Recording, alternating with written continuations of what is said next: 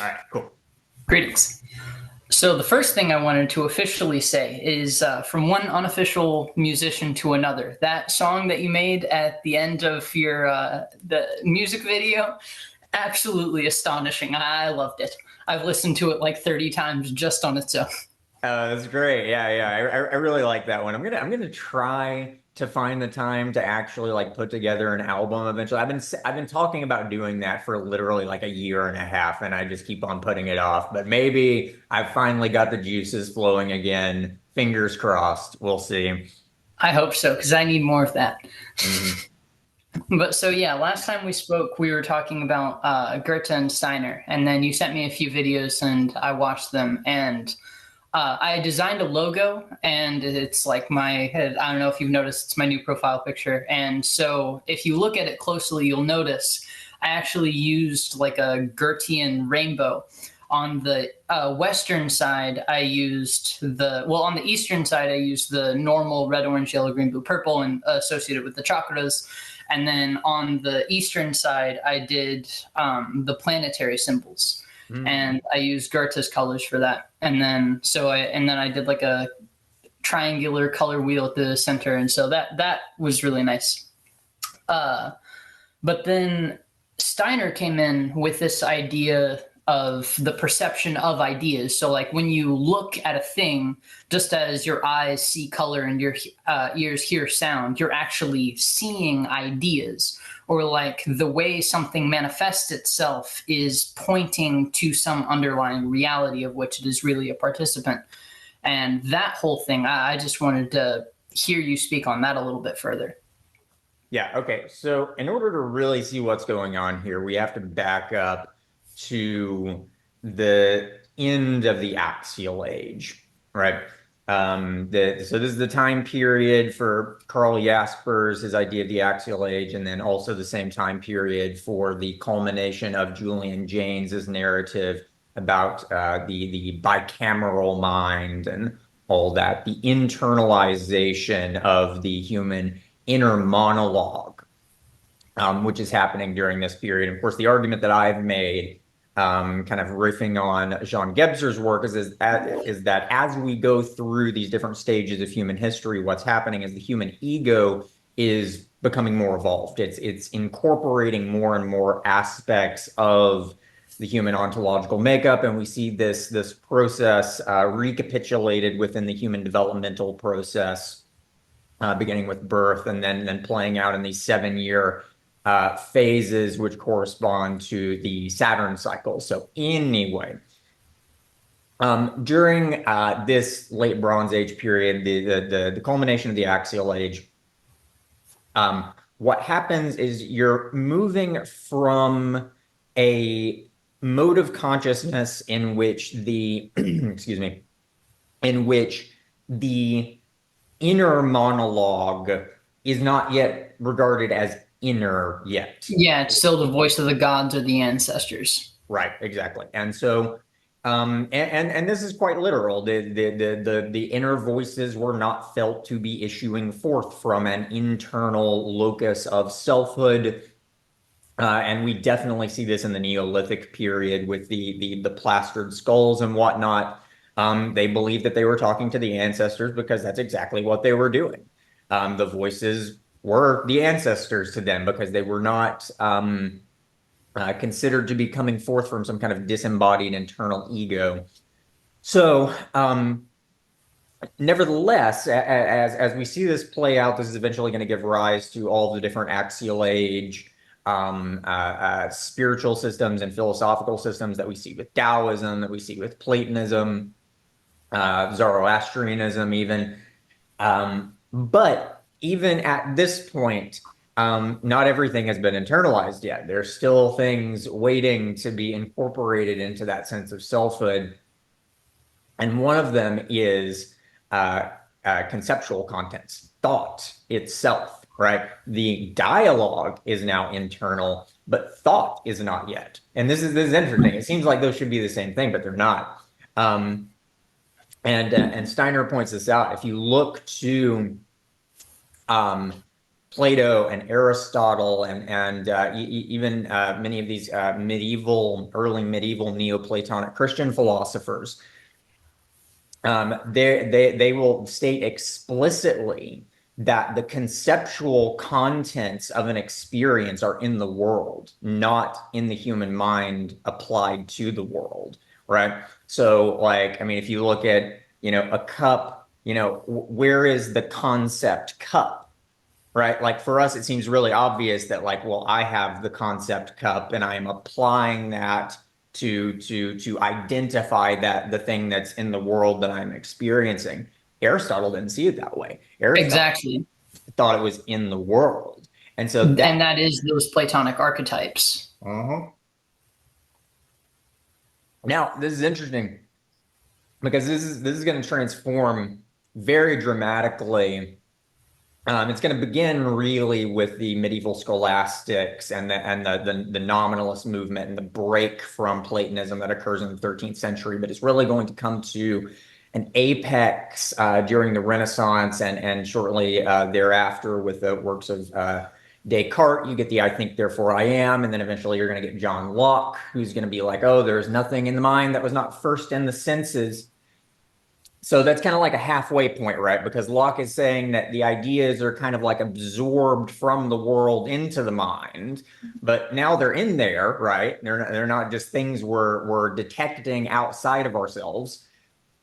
And then Leibniz is going to come along and he's going to kind of qualify this by saying, okay, sure, there's nothing in the intellect that was not first in the senses except for the intellect. And then he's going to say, well, look at these concepts of I or of unity or of inference and, like these really basic concepts of thought. And he's going to say, well, those are just properties of the intellect itself. And so you can already see with Leibniz the precursor, the foreshadowing of Kant that's going to happen. And throughout every step of this process, what's happening is there's this greater internalization whereby we're feeling the conceptual contents of human experience to be something that we are doing rather than something that is happening to us.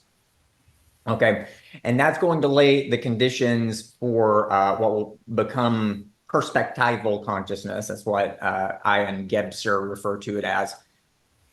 But what's going to happen here? There's going to be some weird twists and turns here because this is also the same time period that's going to be giving us the kind of British version of empiricism, which I would refer to as like a sensationist understanding of empiricism, and of course materialism, mechanistic materialism, scientism, and so forth. The idea of deism and the clockwork universe, all that's going to be kind of happening around this time as well. And then Goethe comes along. Yeah, I was going to say this connects to our last conversation because we're talking about the Newtonian model of like the corpuscles of light, and then they basically your brain interacts with them to reconstruct like sort of like a holographic image of what you see, rather than actually perceiving the thing as such where it is in external reality. Right. So what's happening here is Newton is following Locke. Newton believes, and this is an assumption that is even to this day really just kind of built into the modern scientific worldview, even though modern science itself has basically refuted this repeatedly, that the objective reality which underlies phenomenological manifestations must be some sort of primary qualities in the Lockean sense. So Locke distinguishes between primary and secondary qualities. Secondary qualities he understands to be the sensory impressions of the world, things like touch and sight and smell, color, for example. And he says, well, okay, so these are secondary qualities. They're subjective. They're dependent on the observer. So what we want is the objective. We want that which is not dependent on the observer. So those are the primary qualities. And the understanding was that the primary qualities must be the properties of matter, understood in a Cartesian sense, as a matter as defined by surfaces extended through space and these kind of geometric morphologies. So bodies with definite boundaries between them. That's really the idea of matter here. And then you can attribute properties such as size, volume, weight, things like that. And the idea that Locke and Newton are working with is that beneath consciousness, the raw objectivity of the world is that it's just physical stuff. In other words. And so that's exactly what Newton's trying to do with his corpuscular theory of light. He's trying to figure out what the hell light is, but light isn't something that you can put under a microscope and see what it's made out of, because microscopes require light to function. And so he's like, well, and maybe it's made out of these little BBs. Newton doesn't understand that he's sawing off the branch that he's sitting on. He doesn't understand that he's painting himself into a corner here by even suggesting that light is the precondition for the possibility of sensory experiences, not just visual experiences, but everything. Now that we have an understanding of what light really is, and that really all contacts, sensory contacts between things are mediated by electromagnetism, we can see that Newton, it's very appropriate that this would start at the end. All of these narratives do. It's crazy how this plays out, but it starts exactly at the boundary that Newton can't get across, which is the condition for the possibility of sensory manifestations itself. On a quantum mechanical level, from what I understand, that's true, because literally the first thing that can appear out of the vacuum fluctuation of space is a photon, and literally light itself. The way that it's described in modern quantum mechanics is that the quantum vacuum fluctuations can spontaneously, in fact, they're constantly spontaneously producing positron-electron pairs, which annihilate one another so as to form photons. This is a whole crazy conversation in itself, because if that's true, it means that empty space itself is radioactive. But the thing is that the modern cosmologists don't really like that implication, because it kind of fucks with all of their theories and whatnot. So they're like, oh, well, it's really just virtual particles that don't really do those things. What the hell is a virtual particle? But anyway, that's a whole other side tangent thing we could get into. Shit, where was I? Yeah, okay. So Newton's trying to basically explain the sensory, which is to say all of the empirical observations that he made playing around with light and prisms and whatnot, by positing the existence of sensory things that simply cannot be sensed by definition. Okay.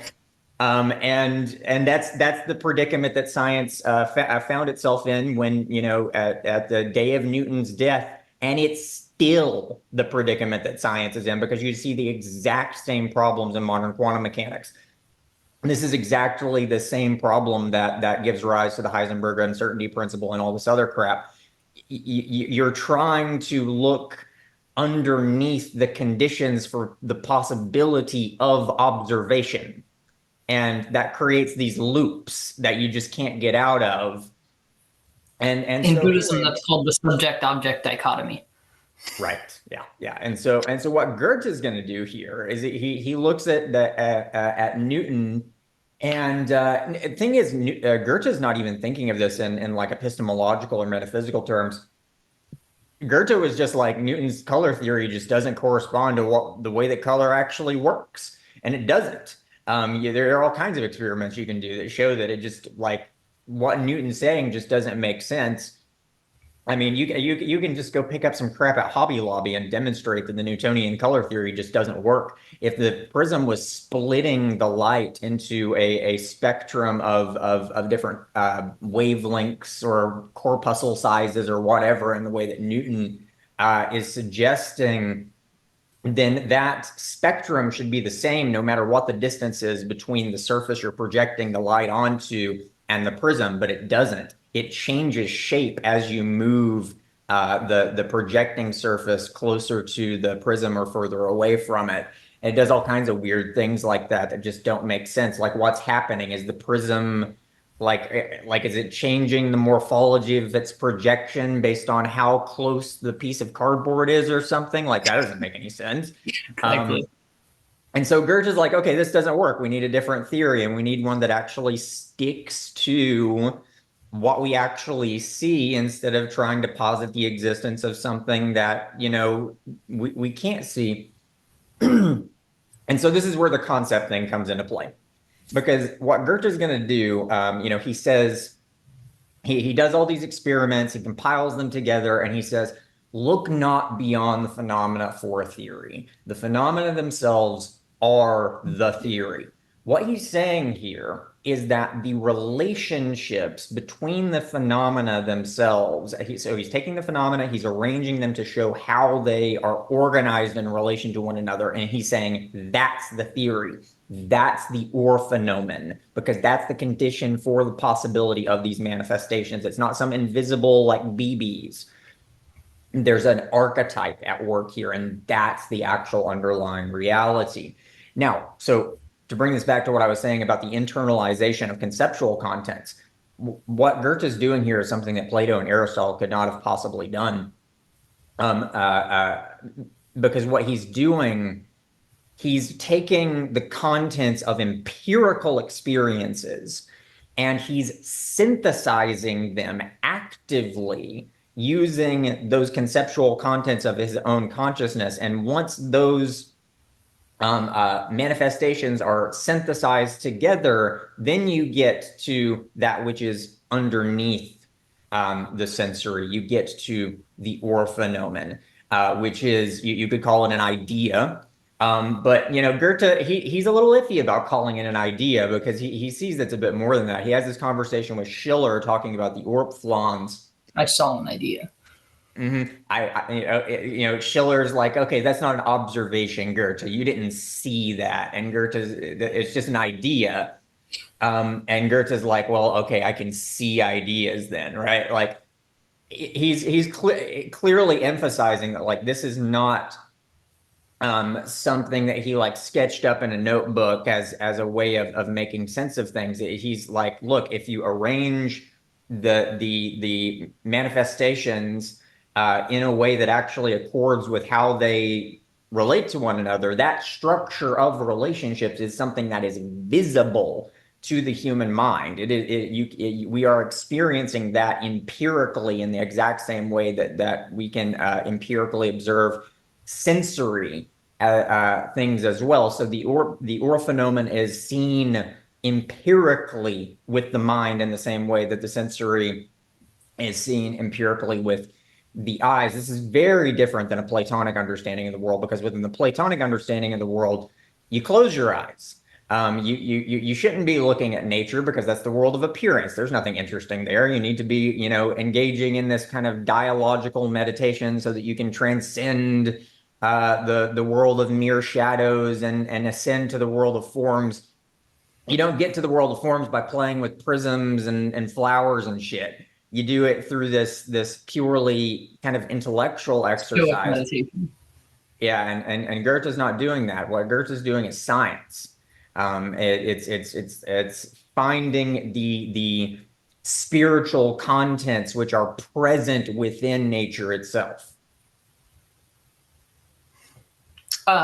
Just quickly, personal anecdote. While I was listening to your video on noetic aether theory, you were talking about whiteheaded at one point, and I started having this like spontaneous ecstatic experience where I was seeing like circles that were also spheres, and they were expanding into one another. And then the point at which they met, there would be it would be a point, but that point would grow into a circle, and that circle would become a sphere. And it would just grow, and every time there was a connection point, there were 100 more particles per se. So basically these waves would collapse into particles at the point in which they met each other. And this would happen over and over again until basically the thought itself was that that's what all of reality is. It's just these intersections of different possibilities. And screw the idea. It was the fact that it was presenting itself to me spontaneously as you were speaking. Like that was my, because usually I just think purely in words. I don't think in images. I'm an artist, so like I draw images, but I don't see images in my mind in that way usually. But then I would be listening to you speak and that thing would just happen and I'm like, whoa. And then I like sort of went back to Steiner, and that's why that perception of ideas thing stuck out to me, because it's like you're seeing something that is implicitly there. Right. And so yeah, and this kind of goes to like Owen Barfield, his distinction between fantasy and imagination. Fantasy takes us beyond, it takes us outside of the world, and gives us something where we're taking these conceptual contents and we're constructing something completely new. So fantasy has a very important role to play here. But imagination is not fantasy, and we conflate the two. Imagination, really understood in this kind of Goethean, Steinerian, Barfieldian sense, is that which renders the world transparent. Because the imagination is what allows us to see through the sensory surface of the world and into the underlying structures of relationships which precondition the possibility of that kind of sensory surface. And this is clairvoyance. You know, it's crazy, but that's exactly what Steiner's doing. This is what he tells us in How to Know Higher Worlds and all that. The paperclip example. The paperclip and just anything. I mean, our capacity to do that is the precondition for the possibility of these higher forms of cognition, which Steiner is talking about. It's wild because you read Steiner and you're just like, how the hell did he come up with this stuff? You know, he's talking about like, oh yes, on ancient Saturn, the warmth body was reflecting the light of the Elohim back into the thrones, which were sacrificing their etheric body to become the blah blah blah. And it's just like, and he's far out. I mean, he's far out. But the thing is, you know. He's asking us to, he's not just asking us to take his word for it on this yet. He's asking us to walk through the same door that he walked through, and that's the door. It's Goethe.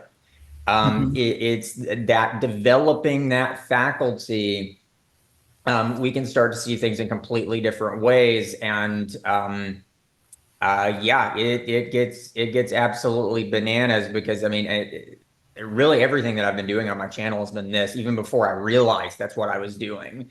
You know, it's much more apparent now that like what I'm trying to do is exactly what Steiner was trying to do. But the difference is that I'm working with a slightly different toolbox than Steiner is. Yeah. Because Steiner, I think he was missing some things. If you I will really say I personally maybe have a slight disagreement because I feel like there is some sort of extent of that, and then I really do feel like with Steiner particularly, he actually had some sort of mystical initiatory experience type of thing. well, Like, I think it's sort of like both, or at very least that there's an event horizon to the Goethe thing, to where at a certain point it becomes so unrecognizable from what we call reality that you just and that's the question. Like, did Steiner really stay true to his own methodology, or did he? I'm not really sure about this, frankly, because what he's doing, he's taking that Goethean methodology and he's turning the telescope around so that he's looking at the contents of his own imagination and his own consciousness, and that's how he's coming up with all this super far out stuff. And so that kind of does beg the question, is he staying true to the phenomena, true to nature, or is he getting lost in his own abstractions in the same way that Goethe accused Hegel of doing? I'm not sure yet, frankly. I could see how it could be that though, and if it is that, I think I know why.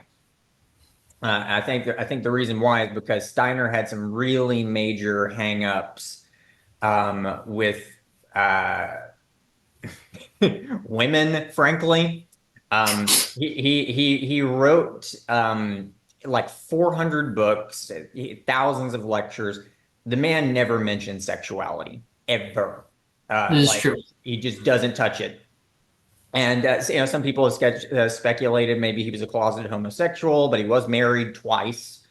So my initial thought was like, well, I mean, he's trying to start this whole Waldorf school thing. So maybe he's just trying to make sure that everything he's doing is palatable for children because that was something on his mind. And that I assume was probably part of it. But over time, I've started to think there's more going on here than that. Steiner, when he talks about Meister Eckhart, he doesn't seem to get it, I don't think. He doesn't understand the significance of the divine darkness thing that Mhm. Eckhart was tapping into.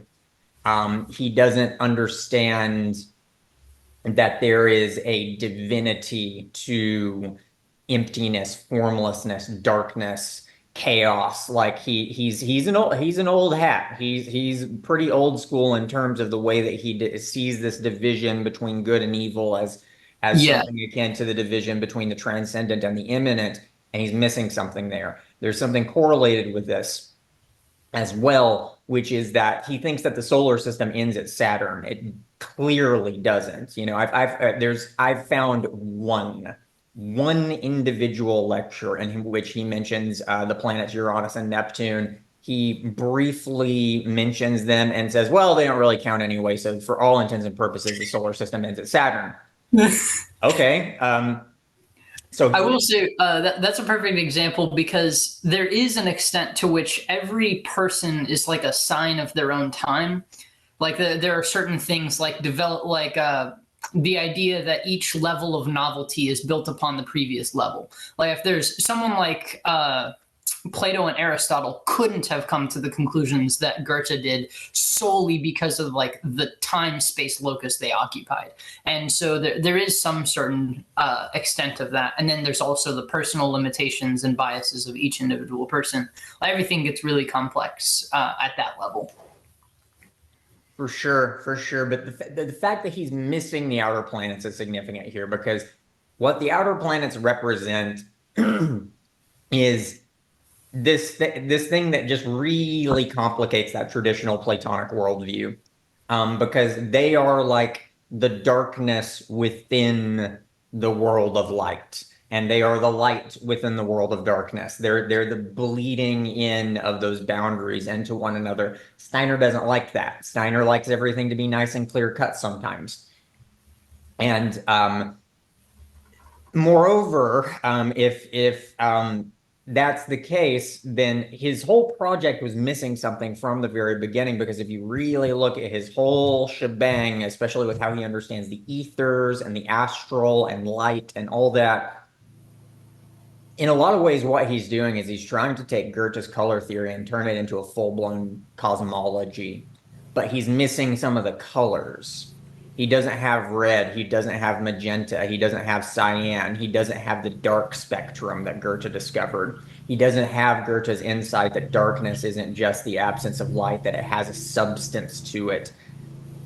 Steiner seems to be missing those elements, and so it seems like he wasn't playing with a full deck of cards the whole time. And so if we took that kind of Steinerian methodology or that Goethean methodology and we played the game with a full deck of cards, where does that lead us? How do we And diverge from Steiner? that's like where you are. I really don't think that anyone's more fit to do it than you are because you've self-selected just to like you have that specific deck of cards, and I, that's I'm the, I'm the hero that we deserve.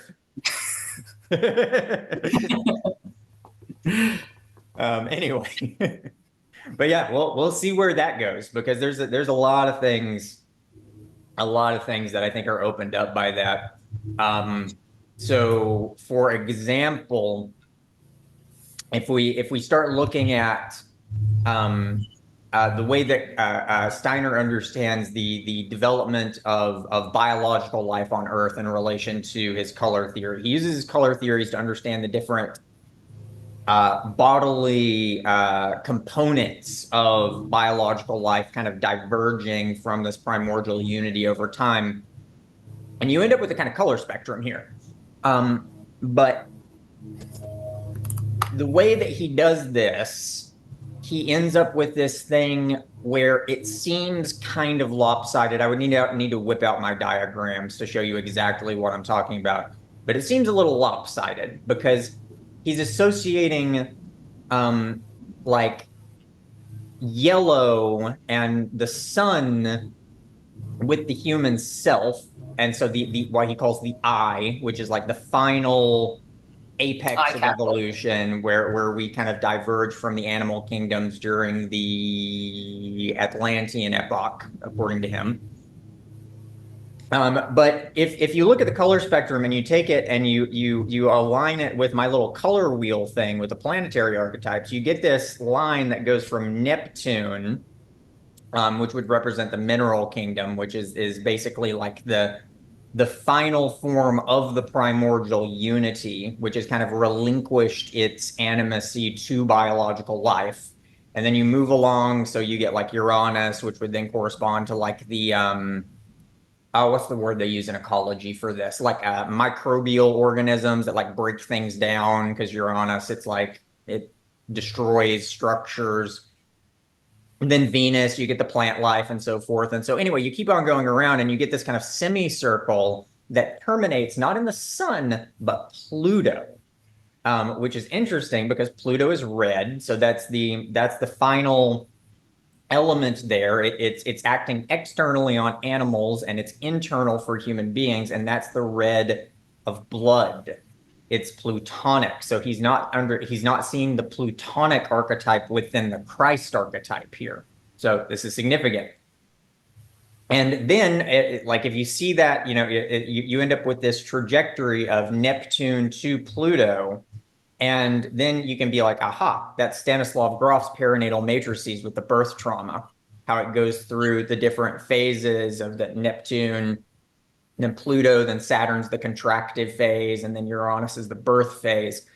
And so those are all little aspects of this. I mean, we continue talking about this forever because I'm just kind of briefly outlining. But my point for bringing this up is to show that Steiner couldn't see that because he Yeah. wasn't playing with a full deck of cards. But with the outer planets, we can see that now, and so we can see the places where Steiner was missing things. So yeah. Thought well explained. uh, if I may transition, you mentioned Eckhart, and that's the other direction I wanted to go. Because last time we talked about essentially, well, like I brought up the Whiteheadian conception of God and the Eckhartian conception of God, and you mentioned the like within Jung you have the Trinity, but then you also have the implicit fourth, and so just kind of like what is your idea of God as such? So let's start with Whitehead. So Whitehead's got the consequent nature of God and the primordial nature of God. So the consequent nature of God is essentially a kind of pantheistic understanding of God as the unity which is perpetually re-achieved by the cosmos, by nature as such. Um, and then so it's kind of Spinoza-esque in a way. Then you've got the primordial nature of God, which for Whitehead, he conceptualizes that as a kind of uh, infinite consciousness of what he calls conceptual prehension. So feelings of form as such. So the primordial nature of God consists entirely of the feelings of the Platonic heaven, the anachronon, the world of forms in its entirety. And within Whitehead's cosmology, the significance of that is that primordial nature then kind of mediates between that world of forms, the world of eternal objects, as Whitehead says, and nature. And that you've got this dipolar thing where one pole is the primordial, the other pole is the consequent. And then there's kind of the third pole, which is creativity itself, which in Whitehead's way of thinking essentially corresponds to the logos, the Christ. That's what that amounts to fundamentally. Because for Whitehead, creativity is not just this kind of like Deleuzian, whimsical creation of things. Creativity is the creation of difference and the synthesis of differences into unities. And so it's this very musical thing. It's creating experiential harmony is effectively the idea here. And you could correlate that with like the idea of love or agape within Christian metaphysics. But anyway, yeah, the hidden fourth here though is really interesting, right? Because that if we look at Eckhart, that is the primordial emptiness, the primordial no-thingness, formlessness, darkness, which underlies the possibility of nature itself. And so this would be like the other half of Whitehead's primordial nature of God, I would say. If you've got feelings of possibilities, if that's what forms are, and that's what Whitehead tells us, that forms are potentialities, pure potentialities, then what is feeling those? Whitehead doesn't feel the need to really address this because within his way of thinking of things, everything is feeling. So you don't need a feeler necessarily. Entities are made of feelings. But because of this, he skips over something, I think, and that thing he's skipping over is Eckhart's abground. Because we look at potentiality, we could ask the question, okay, where are potentialities? Okay, if we look at it in a Platonic way, well, they're off in the heavens somewhere, right? Plato did not mean that in any kind of metaphorical sense. He meant it, they were in the sky, right? I mean, they're beyond the firmament. But we don't really have that anymore because we know that beyond the firmament is more nature somehow. So if we look at, let's say you've got a lump of clay, and there's the potential for that clay to become a pot. All right, so the pot is a complex eternal object, a complex form. Where are those forms? Well, you could say they're up in the sky somewhere, or you could say that they're in the clay. You could say that the statue of David is inside the marble, waiting to be chiseled out, right? So if that's the case, then it's actually within the formlessness of the immanent that we find the transcendent, okay? And so this would be the thing that Whitehead's missing, that within the very possibility of the primordial nature of God, those feelings of potentiality necessitates the existence of an ultimate unformed emptiness, which can precondition that, and that's the hidden fourth. Jung also had hangups with this because for him, he saw it. He saw that there was a hidden force, but he couldn't figure out what it was. So he called it Satan. But it's really more like, you could call it that. There is something, let's say, adversarial, which we might feel towards that because there is a kind of primality and chaos to it. But at the same time, it's also the face of the deep. It's the Mother Mary. It is the unformed potentia. I think this is where Hinduism is actually has a leg up on the competition because you have because what I was going to say Shiva because it's the god of destruction. Like basically that whole that trinity has that implicit in it. It's the creation, the sustenance, and the destruction, and then the destruction is like from where does it arise and where does it go? Like there's that. It's always, and that's what they call Om or the source of Om or whatever, the Brahman, etc. So it's like you have that idea implicit in it, and then also you said the mother, and you have Kali Ma, who is literally she has a garland of 100 heads of the enemies of enlightenment, who she's absolutely severed, and she dances on dead bodies and etc. And to any Westerner, this is some demonic entity. And then you have the same thing in the Vajrayana tradition of Buddhism, where you have the Dharma protectors who are depicted as these like demonic looking beings who will kill you and eat off your head and drink your blood and whatever. But within those systems, like they're the guardians of the Dharma, of the truth. And likewise, Kalima, essentially, she is the one who liberates you. You give her all of your bad karma, and she eats it. That's at least the idea there. And so, I think ideas like that are sort of what the West is missing, because they have this idea of good versus evil, as opposed to the more Taoist sense of the like good is within the evil, evil is within the good, and they're interdependent. Kali, destruction. Where was I going with this? Yeah. Within Eastern traditions, you have a much less antagonistic relationship towards this idea of a kind of divine darkness, because it pervades Eastern philosophy. You see it in Brahman, you see it in the idea of Satori within Zen. I mean, it's everywhere. But yeah, in the West, you have a much more antagonistic relationship there, and you see that beginning with Sumeria, with the myth of Marduk and Tiamat, right? So Yeah. Tiamat and Abzu, and Tiamat's the dragon. Tiamat is the Sumerians conceptualized the cosmos as kind of like the intersection of two primordial oceans. So there's the astral ocean or celestial ocean, which corresponds to fresh water, and then you have the primordial deep, which corresponds to salt water. That's Tiamat. That's Leviathan. And in order for the world to become habitable to human beings, there was this need for Marduk to take the Jovian power of the spear and the net, and then come down and slay Tiamat and her dragons to make the world habitable for human beings. Um, and this is one of the underlying core motifs of the trajectory of Western civilization. And we've seen that reiterated very recently within Moby Dick. Moby Dick is really significant here, because it's not just a novel.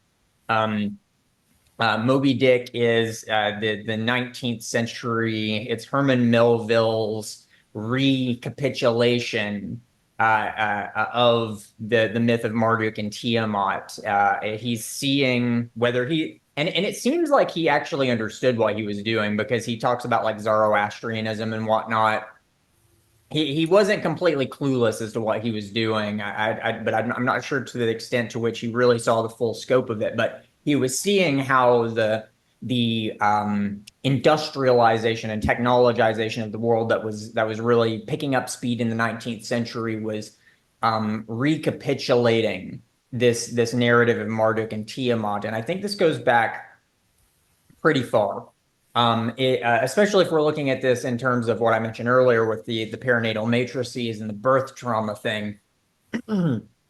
If we really kind of map all this out, then that period of the early development of human civilization and the Sumeria and the Fertile Crescent, that should correspond to the rebirth, where there's now a boundary between the human world and the natural world. We're building city walls all of a sudden. We have sedentary places with houses where we're not just in nature anymore. There's a sense of distinction now that was not there previously.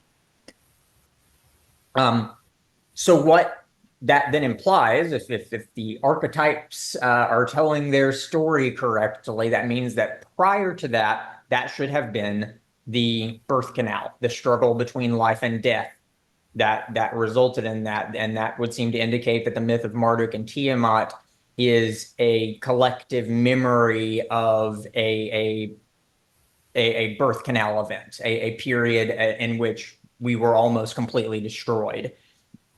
And so my thinking is that this probably points towards the great cataclysm that so many have speculated to have occurred around I guess that would have been around 13,000 BC, 12,000 BC, something along those lines. And so for whatever reason, the Western world has carried inside of its collective unconscious the residual trauma of whatever that was, in a way that the East has not. Agreed.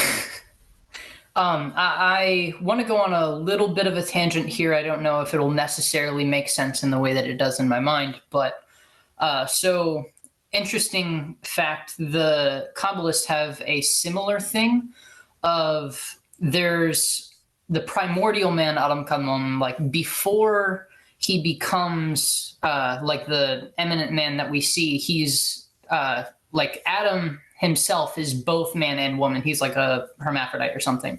And I don't want to speak too much on it because I'm not nearly knowledgeable enough, but I do know there's this idea of the first wife of Adam who's so evil you're never supposed to speak of her, and they get split into, and then you have Adam and Eve who are the father and mother of all of the beings and everything like that.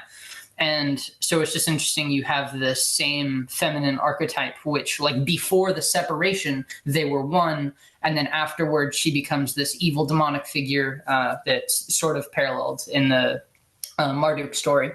And then also the transition, the Kabbalistic idea of the world. I just kind of wanted to run this by you because it's like co-tangential with so many things that I've heard you say. But essentially, you have number one, the four phases of the world. I like this number four because it maps onto Steiner's idea of the physical, ethereal, astral, and the I, and then it maps onto the different levels of evolution from of consciousness of the dude. I can't remember his name, but you certainly do. Oh, wait, who? Hang on one second. Back up. Who are we talking about? The it's not the process of individuation. It's Are we talking about the birth trauma thing? no, it's the moving into subjectivity and the different epochs of man. So there's the mythical. Gebser, Jean Gebser. Yes, there we go. Yeah, I've never read his work, so he's only familiar to me through you. Yeah. But likewise, there's this four phase thing, and then Whitehead also has four phases. I see it everywhere. So anyway, within Kabbalah, you have Asiya, which is the world that we have. The world above us is Yetzirah. Above that is Beria, and above that is Atzilut. And it's like an emanation thing, and all of it takes place within Adam Kadmon. And the quick-hand way I would refer to it on Kadmon, it's the land of Platonic ideals, it's the eternal objects. Like that is where creation is absolutely perfect. And when we complete the purpose of creation union, we go back to where everything is perfect like that. And then from there, you have the four worlds. So Atzilut is like copy or like an imprint, and so Beria is like a copy of a copy. Yetzirah is a copy of a copy of a copy. We're a copy of a copy of a copy of a copy. And so this distortion or what they call coarseness enters the picture. And that's what physicality is, because beyond Adam Kadmon, because that's where the land of the Platonic ideals, what's beyond that? Ein Sof, which means never ending. And so what is that? Well, it's infinite homogeneous light. And that's all that exists. And the way creation works is that God creates a cavity or like a restriction, and then he allows the infinite light to enter that and the light coarsens into a vessel. And the vessel is made of light that coarsens into like matter, and then he fills the matter vessel with light. And that's the whole purpose of creation in Kabbalah. I'm like so this really going off the cuffs here. No, you're good. That pretty much perfectly mirrors what Steiner says, because Steiner says that Adam Kadmon is the Earth. But for Steiner, the Earth is not just like a ball of mud. The Earth begins as this, like you said, this vessel it's like he describes it as beginning as like a homogeneous sphere of warmth, and then as you go through these different processes, like the like boundaries start to form and light comes into play, and you get this gradual concretization that happens over time. And the splitting begins during, depending on what phase. You can kind of count it differently, either the fourth or the seventh, depending on how you go through it. But either way, at a certain stage of this development, you get this breaking apart where Adam Kadmon is this basically gigantic etheric body of the Earth, there's this solidification that's occurring, and then you get this rupture where biological life comes into play. And so that kind of basically what's happening here is the body of the Great Mother, as it were, is kind of conceding some of its animacy, its life forces to biological life, because it was all just combined into one thing to begin with, and now it's kind of giving part of that up. And that's going to happen at every stage of development until now. We look down at the Earth and we just see like stones and stuff. And we're like, oh, yes, that's just inanimate, dead matter. But within Steiner's narrative, and I think you see something very similar here within this Kabbalistic narrative, is that the life forces within us have been kind of relinquished to us from the Earth, and that's why the Earth seems inanimate to us, but it's not actually dead, it's dormant, waiting. It's because it sacrificed itself. Yeah, we are like its body now, basically. And so it's now our task to redeem that sacrifice, to make that worth it, as it were. That's where I'm going with this. Just to quickly tie off what I was saying is, it has, so you have Ein Sof and then Alam Kadmon. Now, if you ask the question, what is God? It would be fairly blasphemous to say it's Adam Kadmon, but even to say that it's Ein Sof, the infinite light, that's not actually the conception of God. That's what some people think. It's just homogeneous being. That's not necessarily it. When you ask this question, they say, well, there's actually what's called Atzilut, and Atzilut comes from the word, it's like etzem. Yeah, it means essence. And so God is like the essence of the essence of the essence, or something like that. And so he's neither homogeneous being, which is Ein Sof, nor is he the Platonic archetypes of Adam Kadmon. He's that which gives rise to them both. And that's the idea. Like, God doesn't have a body. There's no limitations beyond which he is not. There's no quality. You can only describe him apophatically by saying he's not this, not that. And then side note, this is completely basically synonymous with the self in Advaita Vedanta, because there's the ego, which is like a cataract, really. And the true self is like the eye, the true eye which sees. And so we can go into all sorts of directions from that. But so likewise, this is where you get Meister Eckhart, God's eye and my eye are one eye. Like, when I look through myself, I see that which is God. Or when I cease to exist, God is revealed, something like that. And that's that divine ground. So it's neither Ein Sof nor is it Adam Kadmon. It's that which gives rise to them both. And so I would just say that because I've heard you criticize the Eastern view of complete not nihilism, but like annihilation sort of thing. I do agree with that criticism, but I don't think it's one as opposed to the other. I feel like you need to have both. It's in the same way that you have like astrological science, and then you have microscience and then macro science. Likewise, within spirituality, you have like the totality and unity, and then you have the particular and the multiplistic.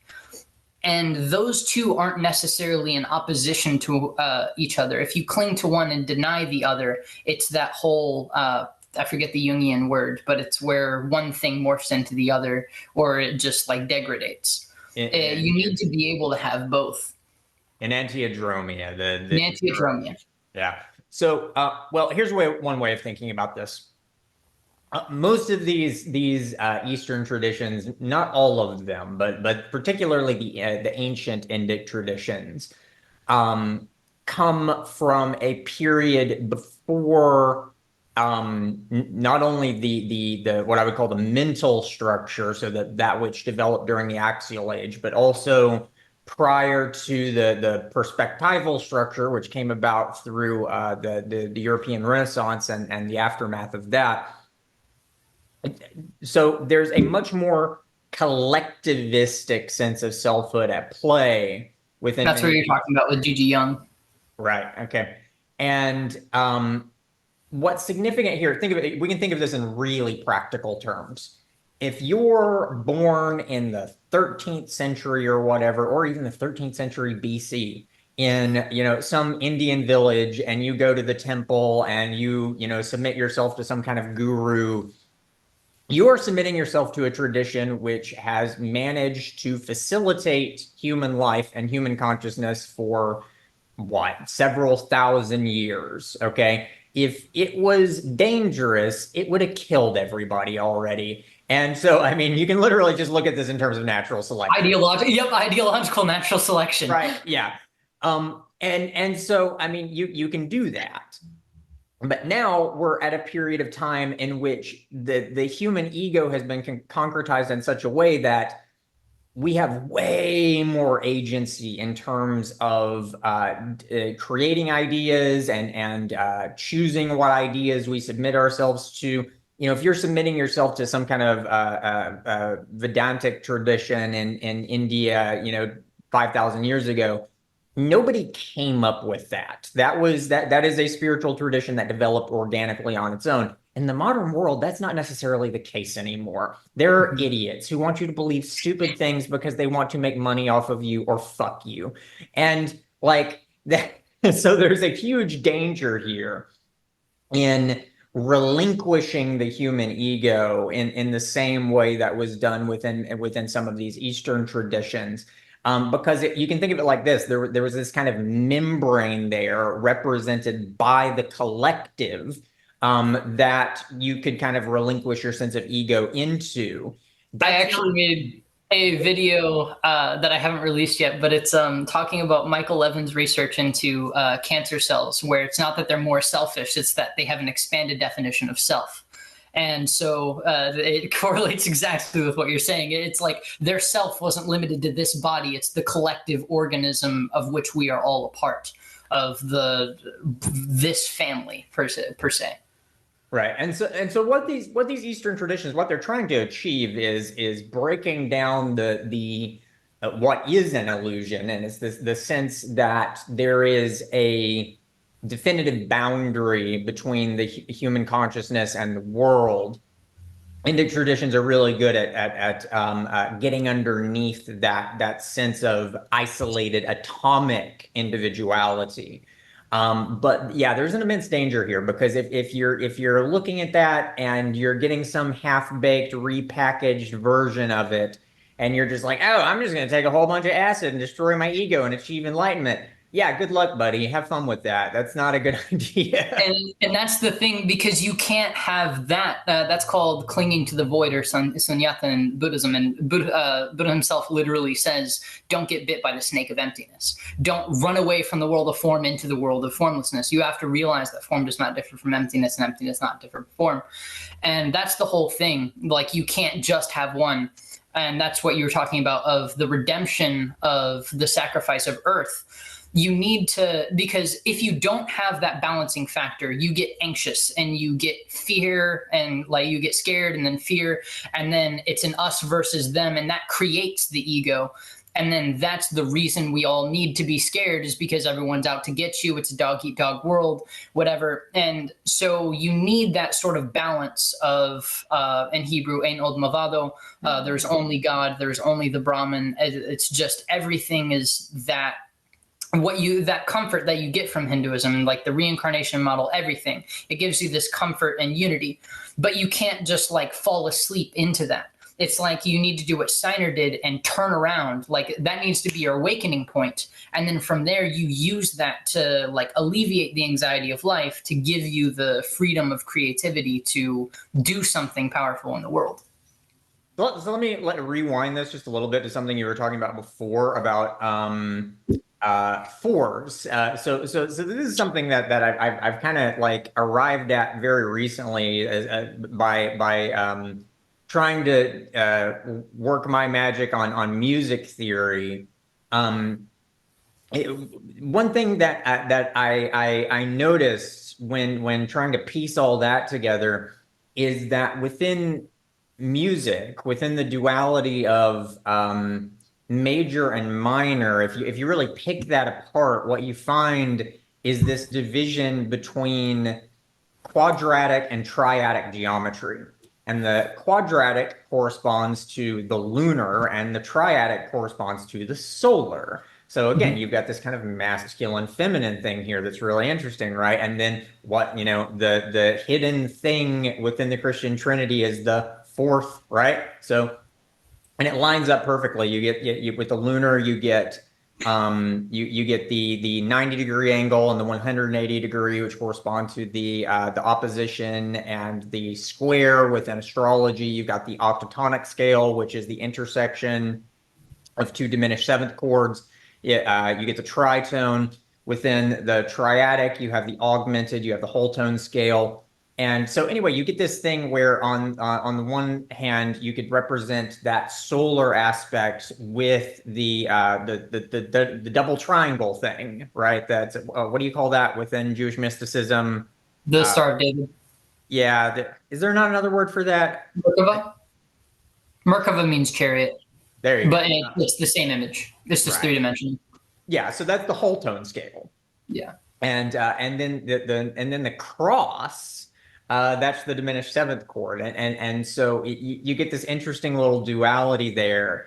And you can see this literally playing out within Western music, this kind of interplay of those two fundamental archetypes. Even within a chord, like just a basic major chord, you have kind of like the lunar nested within the solar. Within a minor chord, you have the solar kind of nested within the lunar. And so that you can see within the music a kind of astral articulation of the human bodily composition, because that's exactly what we see with like real flesh and blood men and women in the real world. Men have lunar bodies and solar spirits, right? It's lunar in the sense that, I mean, like the male body is more rectilinear, it's more quadratic, and it's more And you contracted. learn this, the least socio-political way to enter into this is as an artist, because even if you're an athlete, it's like men are stronger than women. That's like a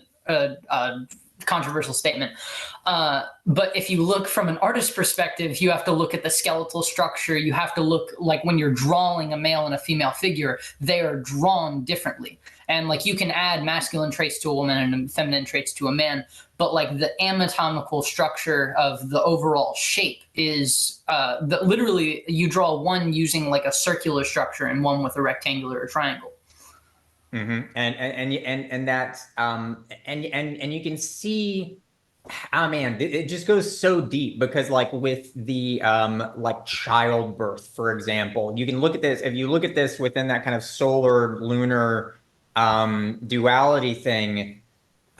What's really happening here is the solar aspect of the woman's body is being sacrificed to give life to the child.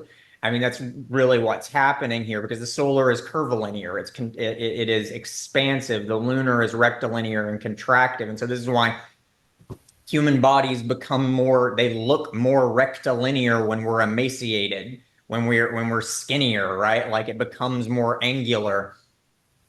That's the contractive function, and so the solar is expansive, and so it kind of stores energy, which then can be relinquished to something else. Um, and so anyway, point being is this way of looking at things. The kind of optimism that comes out of it is, I think, so significant, because the modern worldview is just so disjointed. Like everything just looks like a bunch of completely unrelated, just arbitrary facts that don't have anything to do with one another. But when we really start looking at this in this or phenomenological sort of way, or Goethean, Steinerian way, whatever you want to call it, you start to see that like it's all kind of the same thing. It's just reiterations of the same musical motifs over and over and over again, and it makes a kind of sense. There's a logic, there's a logos at play within all of this, and I think that is really important here for healing that wound, that alienation represented by Marduk and Tiamat and Ahab and Moby Dick, right? The sense of alienation from the world, which comes along with our ever contracting sense of ego individuality. And just to splash some Hinduism into there, what we call phenomenal reality is Maya, is illusion. That's usually used in a more pessimistic sense, and like that's what we call it. Even though illusion isn't necessarily a good translation for Maya, but the other side of that is it's also Leela, and Leela, it's the play of the gods. This is the game. This is the thing. This is the art piece. This is what they created. This is creation. This is the purpose. This is the whatever. Like it's not only suffering, it's also bliss. It's Satchidananda. It's the manifestation of existence. It's all of that. And yeah, I think you need to have both. Yeah, absolutely. So, well, my brain is basically fried at this point. So Mind you. I guess we should quit while we're ahead. That's okay with you. Yeah. I appreciated this conversation. Yeah, no problem at all. We should totally do it again sometimes. I guess you're going to upload this to your channel. Or actually, well, I'm recording on my computer. I'll let me do my audio editing thing with it and try it and Please see do. if I can finagle the I have zero editing skills. out of that, and then I'll email it to you. Okay. Thank you. All right. Cool. Cool. Take it easy, man. You as well.